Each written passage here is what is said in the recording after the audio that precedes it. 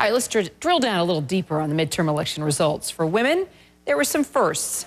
Oklahoma and South Carolina elect their first female governors. So does New Mexico, in fact. Susana Martinez, also the first female Hispanic governor ever in the U.S.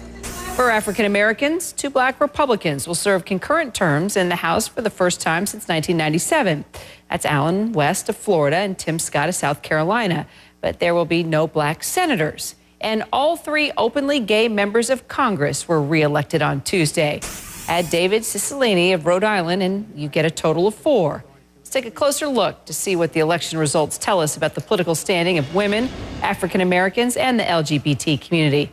Danielle Belton is a blogger and the brains behind Black Snob. Gotta love that title. Chris Barron, chairman of the board of GOProud and Republican political consultant. Great to have you both. Thanks for having me. Thanks for having me on, Kara. All right. Well, Chris, let's start with you. I just mentioned the 3 openly gay members of Congress reelected, and then Rhode Island bringing the total to 4. Is that enough, and does that represent America as a whole? Does it give adequate political heft to issues that are important to the LGBT community? Well, one, I mean, no, it's not enough. But I think in terms of does it represent America as a whole, it doesn't represent gay people as a whole. I'm disappointed that all 4 of the openly gay members are going to be Democrats because 1/3 of gay people on Election Day cast their ballots for Republicans.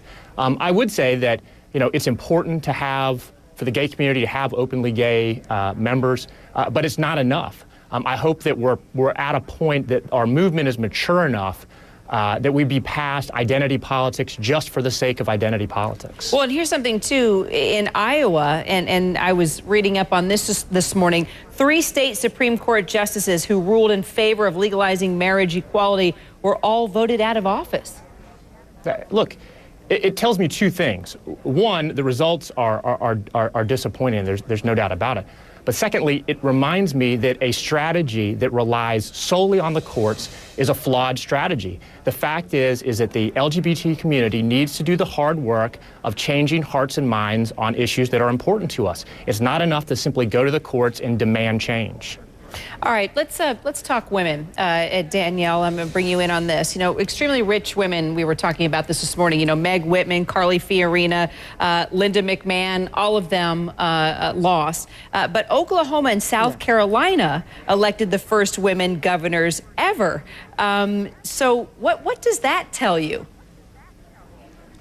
I think it's a demonstration of how we still have a long way to go when it comes to women in politics. The reality is that women are well over 50% of the American population, yet we're still very underrepresented in Congress and in other aspects of American politics. So while it's wonderful to see female governors, it's wonderful to see more representation of women in politics, there's still a huge gap there. There's still more women need to be encouraged to go into politics. There still needs to be more outreach to women, both within the Democratic and the Republican Party, to get more involved, to have more viable, quality female candidates who can run for, really high stakes offices. So you think it was an issue of quality versus gender?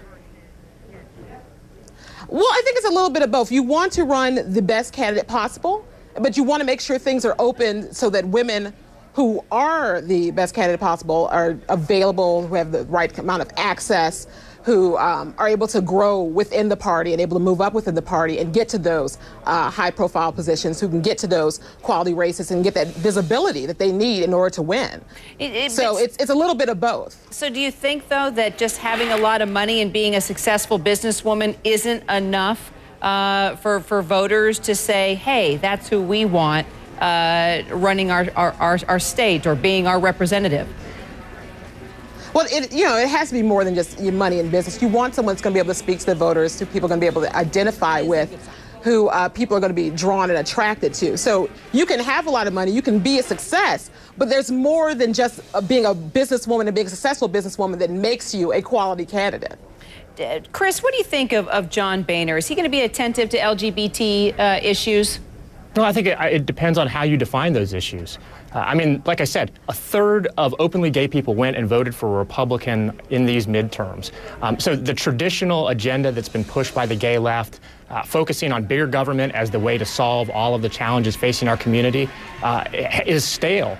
And I don't expect that John Boehner is going to move on that agenda. But I think there's issues like Social Security reform, tax reform, health care reform, issues that marry well with the conservative movement, work well with free market economics. And I think John Boehner is going to be a leader on those issues. And I think this Republican Congress could actually pass legislation that will improve the lives of average LGBT people across this country. All right, let's talk the African-American factor here, because there's some interesting numbers. This got us talking as well. And we mentioned this at the beginning. For the first time since '97, 2 black Republicans will serve concurrent terms in the House of Representatives. Of the 14 black GOP candidates on the ballot last night, we mentioned Alan West of Florida and Tim Scott of South Carolina, they defeated their Democratic opponents. But candidates in California, Colorado, Illinois, Indiana, Maryland, Mississippi, New York, North Carolina, Tennessee, Texas, and Virginia all lost their bids. So considering how well the GOP did as a whole, is this good news? And why didn't more than 2 African Americans win? I want to get you both to weigh in. Danielle? Well, I think there's more complex factors going on than just, why didn't more African Americans win? I mean, we're talking about individual local races that all have their own intricacies, they have their own nuances. So it would be difficult to break down why each individual, African American who didn't win their seat, why they won. There was a variety of reasons. I think it's wonderful, though, to see 2 African Americans from the Republican Party to win their seats. The reality is that I would like to see more outreach on the behalf of the Republican Party to the African American community. I mean, a lot of times the biggest complaint is that African Americans don't feel like the Republicans make a good enough effort to break down what needs there are in the African American community and our concerns. Chris, what do you think? Because a lot of people thought, okay, we have a first black president, then of course we're going to start to see more diversity in politics. But that isn't necessarily the case, or is it?